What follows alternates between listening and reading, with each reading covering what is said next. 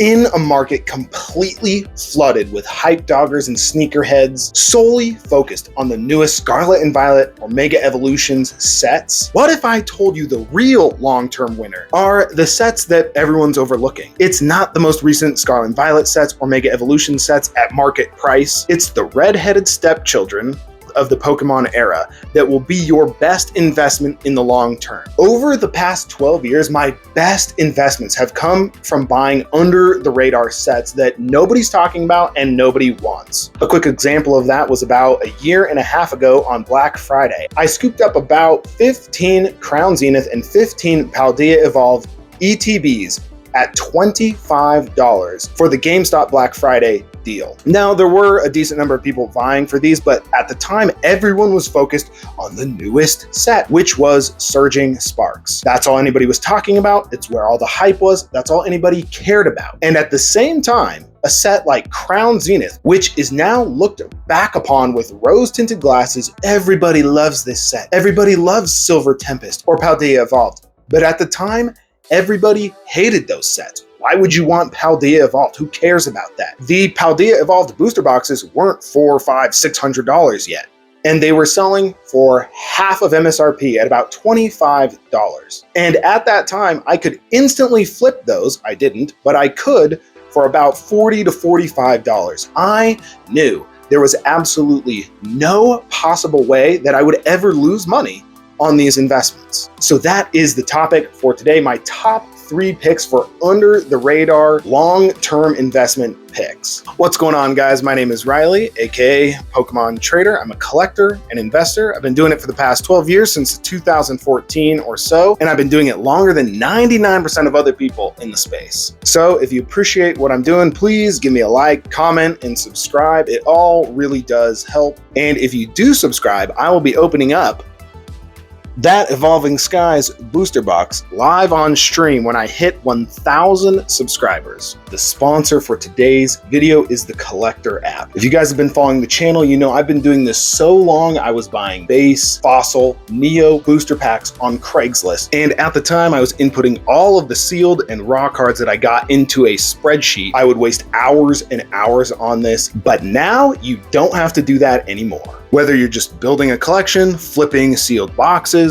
or tracking your long-term investments, you need the right tool. And that's where the Collector app comes in. You can instantly add all of your raw cards, your graded slabs, or if you're a real investor, your sealed boxes. You can download Collector today. It's free to start. It's available on iOS and Android. The link is in the description. On to the video. So number 3 for my long-term picks is going to be more of a theme than a specific set, and that is the mid-era sets. What do I mean by that? Well, a couple examples of mid-era sets would be sets like Paradox Rift or Surging Sparks. These are sets that are not quite out of print. They're not quite old enough like Sword and Shield or Sun and Moon to have already appreciated a ton of value. And likewise, they're not also the newest set where all the hype and the FOMO is focused currently, something like Ascended Heroes or Destined Rivals or even Prismatic. They're in that kind of middle era where people aren't really talking about them anymore. Everyone's kind of had their fill of that set and they're just kind of bored of it. It's fallen out of the limelight. And that is where you can have a lot of gains in the long term. So sets like Paradox Rift or Surging Sparks are great sets and relatively cheap compared to some of the newer booster boxes. And something like Paradox Rift is about to go out of print this spring. So you've already got a year, 2 years of that initial volatility out of the way, compared to something brand new like Ascended Heroes or even Destined Rivals, which isn't even a year old yet. You can still pick up each of these booster boxes for under $250. If you look here on Collector, you can see the Paradox Rift booster box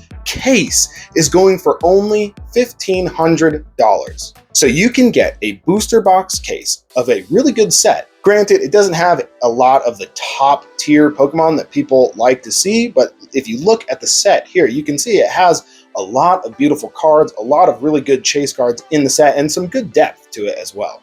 And for only $1,500, you're coming in at about the same price or even slightly less than a sealed ETB case of Ascended Heroes, which just came out and will certainly see many more reprints and a lot more volatility on top of that. So that's my advice for this pick, is less of a specific set and more of the mid-era theory. Focus on the sets that people just aren't looking for. Number 2 for the long-term investment pick is going to be Sword and Shield ETBs. Many of these ETBs are about the same price or even $20 to $30 less than brand new ETBs like Destined Rivals or Ascended Heroes. Destined Rivals, the last I checked, was about $170 just for the regular ETB, and Ascended Heroes is about $140, $150. And there are a ton of old Sword and Shield era ETBs that you can get for about $140, $150 or even less. And again, these are sets that are 3-4 years old. They've already undergone a lot of that early 2-year print window volatility. So you're basically paying the same price for a set that is 3 to 4 years older. It's already undergone all the volatility. And many of these sets like Lost Origin or Brilliant Stars, Silver Tempest are already beloved sets with amazing chase cards that people are seeking after still to this day. And it's the same price. 100% no more reprints for any of these older Sword and Shield sets, and sets like Destined Rivals, Prismatic, or Ascended Heroes are almost guaranteed to get a lot more reprints. They are all good sets. I like them, and I will buy them any chance I get at MSRP. And because the whole market feels that way, the Pokemon Company knows that. And so they are going to reprint them heavily, as they have already done for Prismatic. So if you can get those newer sets at MSRP, certainly pick them up. I would do the same. But I would be very wary to pick them up on the secondary market. But as for sets like Sword and Shield, all you can do is pick them up on the secondary market, and you're instantly gaining 3 to 4 years of age. So that's a no-brainer pickup, a no-brainer comparison to me. So on to the number 1 long-term pickup is going to be anything 151, but especially the booster bundles. If you can get a good deal on anything 151, I think it's going to do insanely well over the next 5 to 10 years. This is already a beloved set. Everybody wants this set. Of course, it's the original 151, but you also have tons of SIRs for all these Pokemon that are just beautiful. But the booster bundle specifically seems especially low. There are many reasons why it could be priced so low, but probably one of the main ones is that the booster bundle is a relatively new product. Something like the ETB or the Pokemon Center ETB is much older than the booster bundle, which only began being produced, I believe it was near the end of the Sword and Shield era. So right around the time 151 was coming out is when booster bundles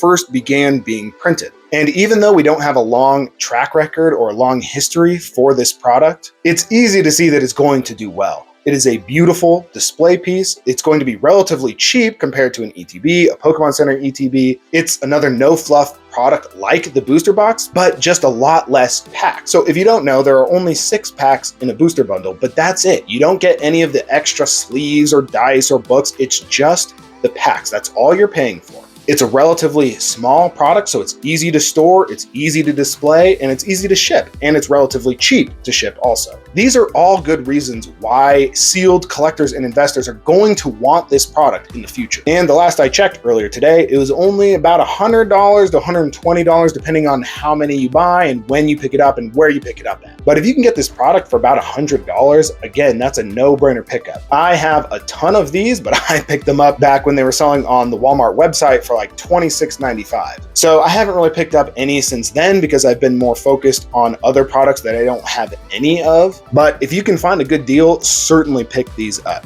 And again, just to reiterate, for a set like 151, there are no more reprints coming. People have been talking rumors for the past year. Oh, just wait, there's going to be a massive 151 reprint coming. Well, there hasn't been. There maybe were a couple minor restocks, but in no way could you classify them as reprints. They were minuscule and they did nothing to affect the market except maybe make people realize that they actually were never going to get any more product at MSRP. And so all it did was catapult the price even higher. So again, guys, if you appreciate what I'm doing, please like, comment, and subscribe. It really does help. And that's about it.